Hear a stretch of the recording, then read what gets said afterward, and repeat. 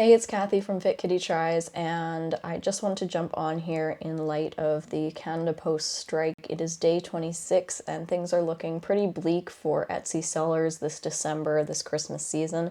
So I'm here to talk to you about what your options are with your Etsy store amidst the Canada Post strike.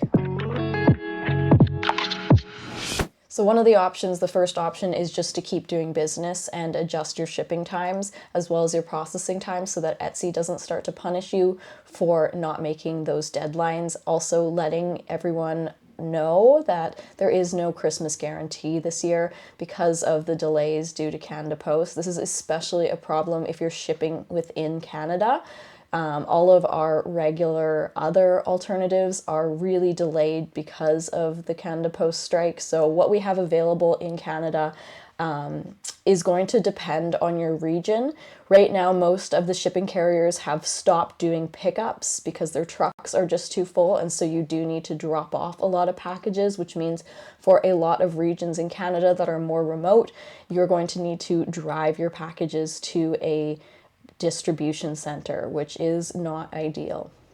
Your other option, again, one of the more obvious options, is to put your Etsy store on vacation mode. And Etsy does not punish you for doing this. It doesn't affect you too much, other than the fact that, of course, you're not going to get orders, you're not going to have business during the busy Christmas season, which I know hugely affects people's economic situation.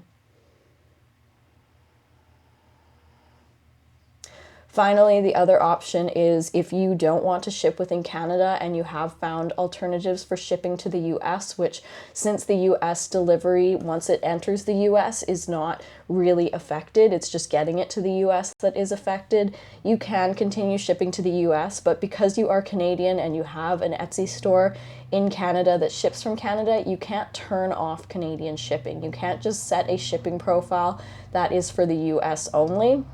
So one workaround that I've seen people do is to essentially just set the Canadian shipping rate to something outrageous so that nobody will pay for shipping in Canada. If you're going to do this, I would suggest that you add to your shop announcement or to your banner that Canadian shipping is currently on hold so that people don't start browsing your shop and then get to checkout and have a nasty surprise. But either way, if they don't end up making that purchase, they can't leave a review and say, well, you had outrageous Canadian shipping prices. It just will prevent those orders from coming in. I know it's not an ideal situation, and I will be posting on my blog some information about the different sending options, the different carriers that I have signed up for, and their ease of use, as well as their shipping rates. So stay tuned for that.